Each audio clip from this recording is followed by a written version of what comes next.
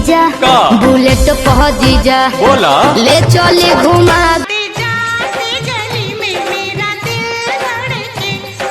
पे bullet पह जीजा जरूर हो। बुलेट पह जीजा बुलेट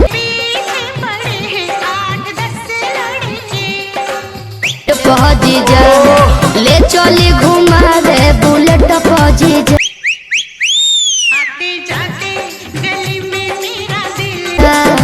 बुझनी हम सब बुझतानी। हेलो एवरीवन, कैसे हो आप सब। मैं लेकर के आई हूँ आप लोगों के लिए अंजलि की ये धमाकेदार परफॉर्मेंस। हम सब बुझतानी।